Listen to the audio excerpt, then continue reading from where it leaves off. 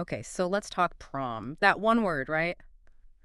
For teens, it's exciting, but for parents, sometimes it just flashes, dollar signs. I saw it with my own sister, actually. Her daughter mentioned prom, and you could just see the stress about the cost. So this deep dive, it's really our guide for you to navigate this, make it joyful, memorable, and yeah, actually affordable. Exactly. And that's what we're focusing on today. We're digging into Mia Gibson's guide, Finding Your Daughter's Dream Prom Dress. It's Hmm. got a long title, but the subtitle is key. Making Memories Without Breaking the Bank. We're pulling out the practical strategies, the big takeaways, not just for parents, really. It's for anyone facing one of those big special occasions that, can get expensive fast. It's about making smart choices, choices that lead to great memories, not just saving cash. Yeah, our own adventure started like that. Scrolling, endless scrolling, so many dresses where you think that's it. And then you see the Yes. price tag. Oof, Yeah. like more than my car payment sometimes. Seriously. We Mhm. almost gave up, but then we found this place online, Couture Candy. And honestly, it completely changed the game for us. Right. And what's interesting, what the source really highlights is why it stood out. It wasn't just, another shop. It had this kind of mind-blowing selection, high-end designer stuff, but also really good affordable options. They didn't skimp on quality or style either. So you could find, say, a gorgeous Sherry Hill gown for 2025 looked totally red carpet. But crucially, if you were on a tight budget, they had things like the Giovanni 2025 short prom dresses, lots under $300. And the book points to their website filters price, style, color, designer, plus frequent sales. Made it way less overwhelming. It wasn't just finding a dress, it was finding it without pulling your hair out. That combination, the choice, but also the easy to use site, yeah, that really cut down the stress for us. It makes you think, though, beyond just the store itself, what are those sort of foundational smart shopping basics the book talks about? Good question. Because our journey showed, and the source confirms, it often starts way before you even look at a dress. It starts with timing. Timing's everything sounds cliche, but source actually digs into the why. Yeah. Rushing, like shopping only 6 weeks before. It apparently spikes stress, makes choices harder, and can lead to overspending by like 25%. Expedited shipping, fewer options left. So planning 3, maybe 4 months ahead, it's not just about avoiding fees, it's about having a calm, collaborative process, making a real choice, not a panic one. Okay, let's unpack that a bit. The book really stresses that step one, even before the fun browsing part, is that budget talk. Not just a number, right? But really getting clear on the whole financial picture, including all those sneaky extra costs. How does the book suggest tackling that? Exactly. That budget conversation is foundational. The book says facing those hidden costs up front isn't just financially smart, it sort of mentally prepares you. We're talking alterations, shoes, accessories, maybe specific underwear. The dress might be $200, but suddenly you add $75 for tailoring, shoes, a necklace. Boom, you're at $400, $500 easy. Couture Candy apparently sometimes helps with matching accessories, which is handy. But the source suggests budgeting, say, $50 to $100 for alterations. Maybe $75 is a good average, because a perfect fit makes even a cheaper dress look expensive. Oh, and always ask about student discounts at local tailors. It's about giving yourself permission to say yes to the whole look, not just the dress. It's so easy for this whole thing to become just transactional. Buy the dress, done. But what the book really gets at is how it can be more, like actually about bonding, mother-daughter time. How do you make that shift happen? Oh, It's about being intentional, I think. Making the process fun, not just a task.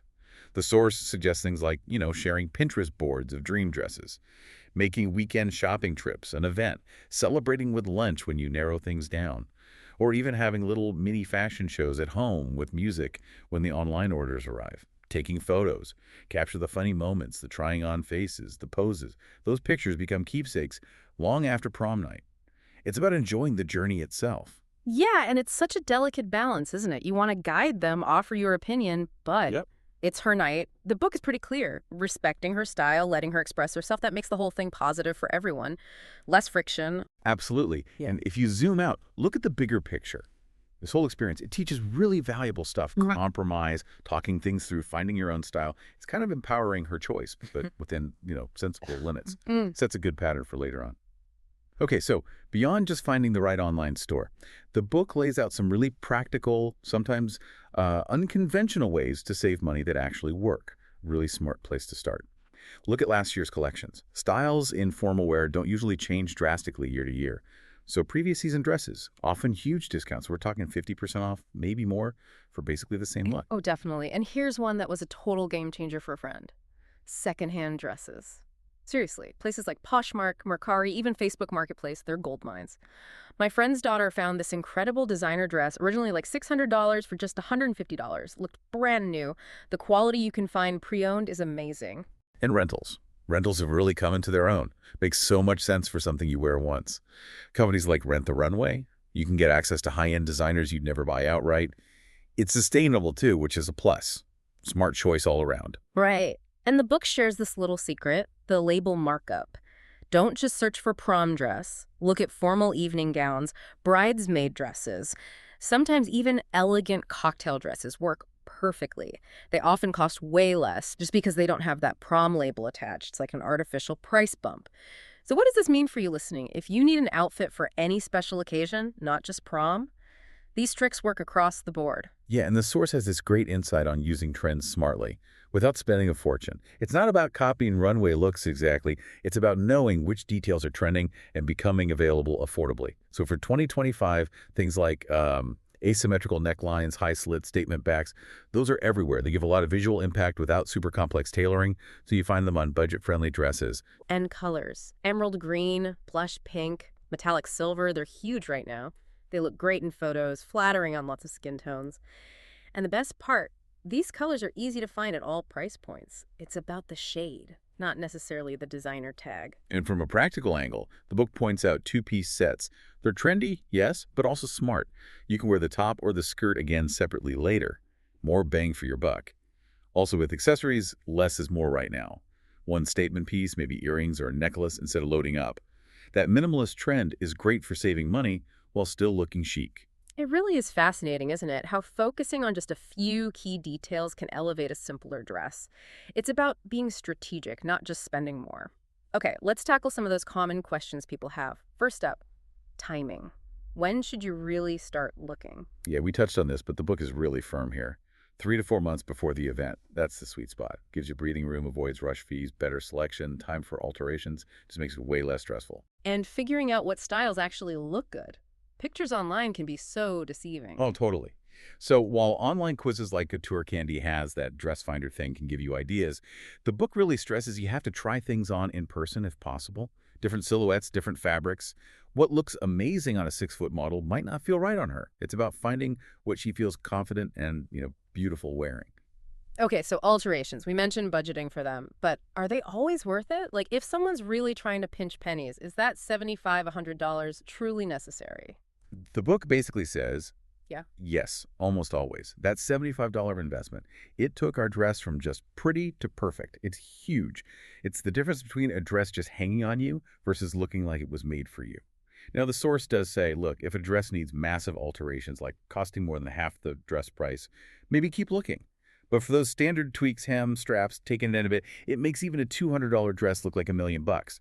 It's an investment in how she feels. Good point. And shoes, accessories. Smartest way to handle those budget-wise. Versatility is key, according to the source. Choose pieces you can wear again, like simple strappy heels in nude or metallic. She could wear those to weddings, parties, whatever, for years. It's just smart shopping, making sure your money works harder than just one night. So when you boil it all down, what we really learned, what the source emphasizes, is that finding the dress doesn't have to be this huge financial headache or, a source of stress.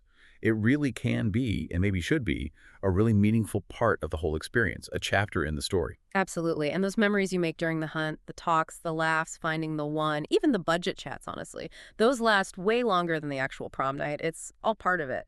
I love the idea from the book about maybe making a little pre-prom scrapbook, capturing the whole journey, not just the final look. Yeah, because years down the line, she probably won't remember the exact price tag, maybe not even the designer, but she will remember how you made her feel during that whole process, the support, the fun, which makes you think, how else can we apply that? Focusing on the experience, the connection, the feeling, rather than just the cost. For other big life moments, graduations, weddings, even things like getting ready for a big job interview. It's a good question to ponder.